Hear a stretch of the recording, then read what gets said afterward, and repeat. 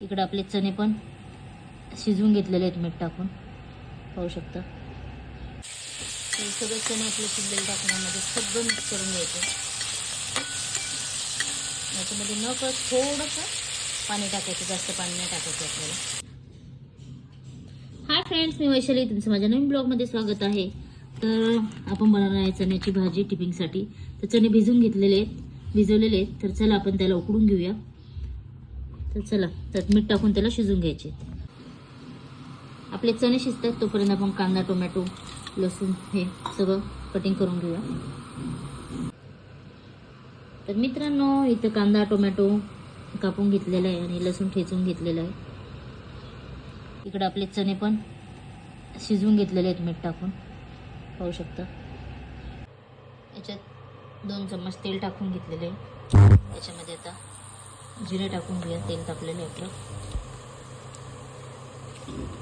याच्यामध्ये आता लसूण टाकून घ्यायचं।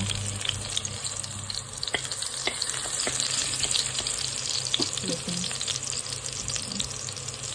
लालसर होते आपला। लसूण ठेचून टाकल्यावर भाजीचा वास छान येतो मस्तपैकी। त्याच्यामध्ये कटिंग केलेलं कांदा टाकलेला।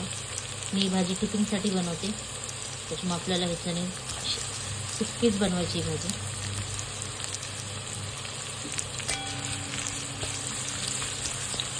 कांदा आपल्याला लालसर करून घेऊ। मित्रांनो, जेवण बनवायचं असल्यावर खूपच टेन्शन असतं, रोज काय बनवावं, टिफिनला काय द्यावं, रात्रीच्या जेवणाला काय बनवा, मुलांच्या डब्याला काय द्यावं, सकाळी खूप सारं टेन्शन असतं। कांदा आपला लालसर झालेला आहे, त्याच्यामध्ये आपल्याला टोमॅटो टाकायचा।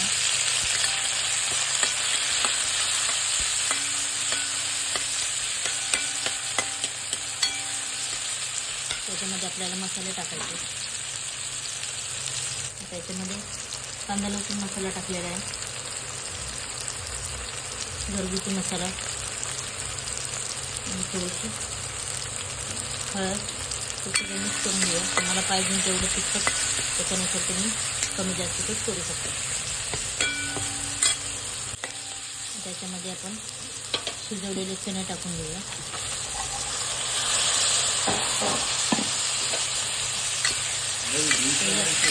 हे सगळे चणे आपले शिजलेले टाकण्यामध्ये सगळं मिक्स करून घ्यायचं। याच्यामध्ये न कळत थोडंसं पाणी टाकायचं, जास्त पाणी नाही टाकायचं आपल्याला, थोडंसं पाणी टाकायचं, जास्त नाही। 5 मिनिट आपण याला शिजवून घेऊया। पाहू शकता आपली भाजी पूर्णपणे मस्तपैकी तयार झालेली आहे।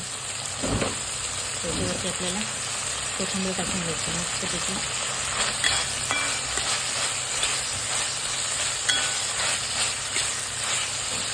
किती सुंदर असा कलर आला, किती छान भाजी झालेली आहे, एकच नंबर।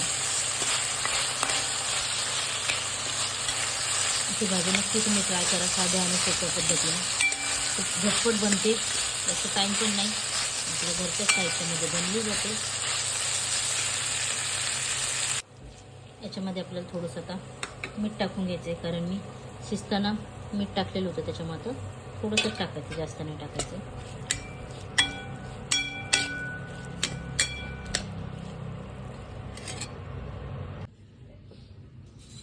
पाहू शकता मित्रांनो, आपली टिफिनसाठी भाजी मस्त झटपट तयार झालेली आहे। अशी भाजी तुम्ही नक्की बनवा। तर भेटूया पुन्हा नवीन ब्लॉगमध्ये। Tata, bye bye.